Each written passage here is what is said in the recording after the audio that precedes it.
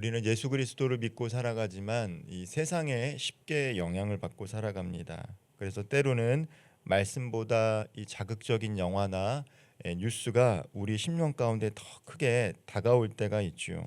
그리고 말씀에선 서로 사랑하라라고 이야기하지만 우리는 사랑보다 경쟁하는 데 더 익숙한 삶을 살아왔습니다. 교회도 마찬가지죠. 함께 모였지만 함께 예배를 드리지만 생각은 나뉘고 같은 주님을 고백하지만 서로 품기보다는 판단할 때가 더 많습니다. 왜 그럴까요? 그것은 우리가 원래 연약하기 때문입니다. 그리고 우리가 살아가는 세상은 그리 만만하지 않은 곳입니다. 오늘 본문은 예수님께서 십자가를 앞두고 드리신 기도의 일부입니다. 마지막 순간에 예수님이 무엇을 구하셨는가를 보면 주님이 교회를 얼마나 사랑하시는지 알 수 있습니다. 예수님은 제자들을 위해 이렇게 기도하셨습니다. 오늘 본문 17절 상반절입니다. 그들을 진리로 거룩하게 하옵소서. 그리고 오늘 본문 21절 말씀처럼 그들도 다 하나가 되게 하옵소서. 진리로 거룩하게 되고 하나 되게 하옵소서라고 제자들을 위해서 기도하셨습니다. 왜냐하면 교회라는 곳은 거룩함이 중요하기 때문입니다. 세상 사람들은 저 교회가 얼마나 큰가에 흔히 큰 교회를 익히 알고 있지만 교회는 크기보다 거룩함이 중요하고요. 어떤 프로그램과 어떤 사역을 하는가보다 더 중요한 것입니다. 오늘 말씀을 통해 주님이 원하시는 교회의 모습이 무엇인지를 함께 붙잡고자 합니다. 예수님은 제자들을 위해 진리로 거룩하게 하옵소서라고 기도하셨습니다. 그리고 곧 이어 18절 말씀에서 아버지께서 나를 세상에 보내신 것 같이 나도 그들을 세상에 보내었다라고 말씀하십니다. 제자들을 파송했다라고 이야기하고 계시죠. 예수를 믿는 것은 세상에 숨는 것이 아니, 세상을 피해 숨는 것이 아니고 문제를 회피하는 것이 아닙니다. 예전에 이 교회를 이제 구원의 방주다라는 표현들을 많이 썼어요. 즉 세상은 악하니까 교회 안으로 들어와야 된다라는 이 중심 메시지, 안으로의 교회의 메시지입니다. 그러나 우리가 분명히 해야 될 것은 우리가 안으로 들어와 함께 예배드리고 또 하나 되어야 되지만 결국 주님은 제자들을 세상에 파송하셨던 것처럼 우리들이 살아갈 곳은 세상 속 가정과 직장과 사업의 터전이다라는 것이죠. 주님은 제자들을 세상 밖으로 격리시키지 않으셨습니다. 오히려 세상으로 보내셨어요. 그런데 그냥 보내지 않으십니다. 진리로 거룩하게 하신 후에 보내십니다. 왜 그렇습니까? 거룩함 없이 세상에 들어가면 우리는 세상을 변화시키는 것이 아니라 세상의 영향을 받고 살아갈 수밖에 없기 때문입니다. 오히려 세상을 변하고 싶다라고 하지만 세상이 우리를 바꿔놓죠. 교회가 세상 가운데 있는 것은 당연한 것입니다. 하나님은 세상을 창조하셨어요. 교회를 세우시기 전에 세상을 창조하셨다. 즉 우리의 선교지는 교회 밖이다라는 것이죠. 문제는 세상의 가치관이 교회 안으로 들어올 때입니다. 그래서 예수님은 진리로 거룩하게 하옵소서라고 기도하고 계세요. 우리가 거룩이라고 하는 것은 무엇인가 좀 다른 사람들과 다른 것처럼 느껴질 때가 있고 세상과 단절되는 모습으로 살아가는 것처럼 비칠 때가 있습니다. 그러나 이 거룩이라는 것은 하나님께 연결된 삶, 하나님께 속한 삶이에요. 그렇기 때문에 하나님과 연결되고 하나님과 속하기 때문에 세상 사람들이 봤을 때는 뭔가 구별되었다라는 것이죠. 가정에서도 하나님의 사람, 직장과 사업의 터전에서도 하나님의 사람, 그리고 사람들과의 관계 속에서도 하나님의 사람, 그리고 무엇인가를 선택하고 결정하는 순간에도 하나님의 사람으로 살아가는 것이 바로 거룩한 사람입니다. 주님은 말로만 거룩을 제자들에게 가르치지 않으셨어요. 바로 십자가 순종을 통해서 거룩이 무엇인가를 마지막까지 보여주셨습니다. 우리도 마찬가지입니다. 거룩은 입으로만 주장하는 것이 아니라 삶으로 드러나는 것이에요. 우리가 거룩해야 됩니다. 거룩을 외치지만 실제로 우리가 말로 선포하는 것만큼이나 우리 삶 가운데 거룩이 드러나야 된다는 것이죠. 내 감정보다 말씀에 순종하는 것이 얼마나 어렵습니까? 우리가 말씀을 모르기 때문이 아니죠. 말씀은 알고 있지만 내 감정에 앞서면 말씀 앞에 순종하기가 너무 어려워요. 내 자존심보다 복음을 앞세울 때가 있고요. 내 편안함보다 하나님의 뜻을 선택하기가 어려울 때가 있습니다. 그것이 오늘 우리의 십자가이고 또한 우리가 지향해야 될 거룩의 모습입니다. 오늘 본문에서 예수님은 현재 제자들만을 위해서 기도하지 않으셨어요. 오늘 본문 20절 말씀 함께 읽어보겠습니다. 내가 비옵는 것은 이 사람들만 위함이 아니요 또 그들의 말로 말미암아 나를 믿는 사람들도 위함이니. 이 말은 무슨 뜻을 포함하고 있습니까? 곧 제자들만이 아니라 제자들이 말로 전도한 오늘을 살아가는 우리들을 위한 기도이기도 한다는 것이죠. 예수님은 2000년 전에 이미 제자들을 통해서 예수를 믿고 구원받는 자들을 위해서 기도하셨습니다. 그리고 주님은 이렇게 기도하셨습니다. 21절 상반절 말씀입니다. 제가 읽겠습니다. 아버지여, 아버지께서 내 안에 내가 아버지 안에 있는 것 같이 그들도 다 하나가 되어.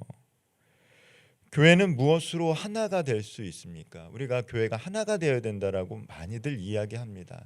그래서 함께 기도하기도 하고 다양한 친교 프로그램도 하고 하나가 되기 위해서 사람적인 인간적인 노력을 할 때가 있지요. 교회는 취향으로 취미로 하나가 될 수 있는 것이 절대 아닙니다. 그리고 나와 같은 결이 같은 사람이 같다고 해서 하나가 될 수 있는 것도 아니에요. 모든 의견이 일치가 된다고 해서 교회가 하나가 된다는 것도 아닙니다. 우리가 오해하는 것은 어떤 의견의 일치를 보이면 우리가 하나 되었다라고 생각하지만 그것은 의견의 일치이지 교회가 하나 되는 것은 아닙니다. 오해하면 안 돼요. 교회는요, 사랑으로 하나 되는 것입니다. 의견으로 취미로 나와 같은 결로 하나 되는 게 아니라 사랑으로 하나 되는 곳이 바로 교회입니다. 예수님은 이미 요한복음 13장에서 말씀하셨어요. 너희가 서로 사랑하면 이로써 모든 사람이 너희가 내 제자인 줄 알리라. 어떻게 하나 된다라는 것이죠? 서로 사랑하는 모습을 통해서 하나가 되어야 된다라는 거예요.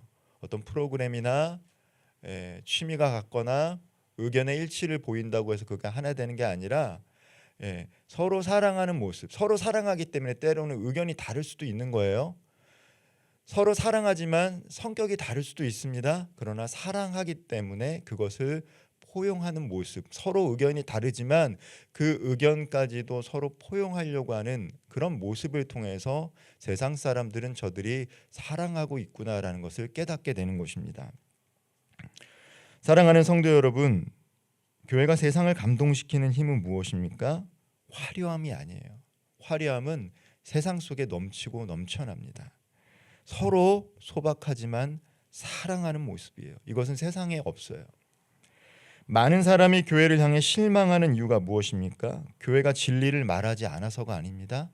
교회는 늘 진리를 선포하고 있어요. 그러나 진리를 말하면서도 그 안에 사랑이 없기 때문에 사람들이 실망하는 거예요. 물론 진리가 없는 사랑은 방향을 잃어버려요.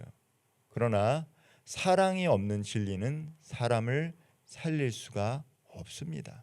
진리가 선포되지만 사랑이 내포되어 있지 않으면 생명도 사람도 살릴 수가 없는 거예요. 예수님은 거룩하게 하옵소서라고 기도하셨고 동시에 하나 되게 하옵소서라고 기도하셨습니다. 이 둘은 함께 가야 한다라는 거예요. 거룩하지만 따뜻한 교회가 되어야 합니다. 한번 생각해 보시길 바랍니다. 하나됨이라는 것 결코 저절로 오는 게 아니에요. 가정도 하나 되는 것 결코 저절로 되는 것이 아닙니다. 누군가의 눈물과 희생이 필요해요. 가정도 그러할진데 직장도 그러할진데 교회 다양한 사람들 많은 사람들이 하나 되는 것 자연스러운 게 아니에요. 기도해야 돼요. 먼저는 하나됨을 위해서 기도해야 됩니다. 그리고 기도했다라면 어떻게 해야 돼요? 용서할 수 있고 배려할 수 있고 때로는 기다릴 수 있어야 돼요. 내가 옳다는 것을 증명하는 것보다 함께 주님의 몸을 세우는 것이 더 중요하다는 것을 받아들여야 돼요. 자칫 내 의견을 주장할 때가 있어요. 그때마다 우리가 기억해야 될 것은 내 의견만을 주장하는 것, 그것은 하나 되는 것을 저해할 수 있다라는 것을 우리는 기억해야 됩니다. 예수님은 하나됨을 단지 조직의 화합 정도로 보지 않으셨습니다. 하나됨을 통해서 전도와 선교의 통로가 될 수 있다는 것을 주님은 제자들에게 말씀하셨고, 마지막 계명이 무엇입니까? 서로 사랑하라는 거예요. 교회가 하나 될 때 세상이 예수님께서 하나님으로부터 오신 분임을 믿게 된다는 것이죠. 다시 말해 교회의 분열은 복음을 가리고 교회의 사랑은 복음을 드러내게 됩니다. 본문의 마지막에서 예수님은 자신의 사람들로 하여금 주님의 영광을 보게 해달라고 기도하십니다. 그리고 아버지의 사랑이 그들 안에 있게 해달라고 기도하고 계세요. 우리가 어떻게 사랑할 수 있습니까? 내 의지와 내 노력으로 사랑할 수 있는 게 아니에요. 하나님의 은혜와 사랑을 경험할 때 비로소 누군가를 사랑할 수 있습니다. 그래서 우리가 하나님의 사랑과 은혜로 충만하지 않으면 미워하게 되고 누군가를 상처 주게 됩니다. 저 사람 예전에는 안 그랬는데 왜 그럴까? 아직 그분 안에 은혜와 사랑이 없기 때문입니다. 우리가 날마다 기도하는 것, 말씀을 묵상하는 것이 무엇입니까? 하나님의 은혜와 사랑이 내 안에 충만해져야 되니까. 그때 비로소 우리가 누군가를 사랑할 수 있고 하나님을 사랑할 수 있기 때문입니다. 결국 주님의 기도의 끝은 교회를 더 커 보이게 하는데, 사람을 모으는 데 있지 않아요. 내 사랑이 그들 안에 있게 하시고 나도 그들 안에 있게 하옵소서. 진리로 거룩해진 제자들이 하나 되게 해 주십시오가 예수님의 마지막 기도였다라는 것을 우리는 알 수 있습니다.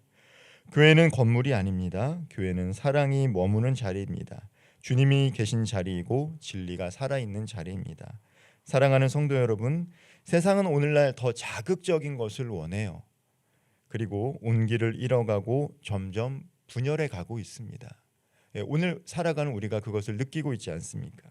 이럴수록 구별된 교회는 어떻게 됩니까? 더 거룩해져야 됩니다. 더 따뜻해져야 되고 진실해져야 되고 하나 되기를 힘써야 됩니다.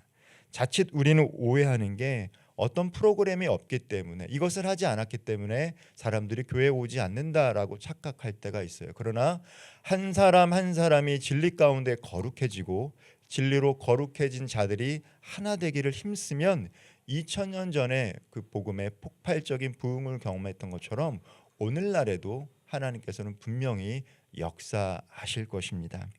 오늘 주님은 우리에게 묻고 계세요. 너는 진리로 거룩해지고 있느냐? 너는 사랑으로 하나됨을 실천하고 있느냐? 너를 통해 세상이 예수를 바라보고 있느냐?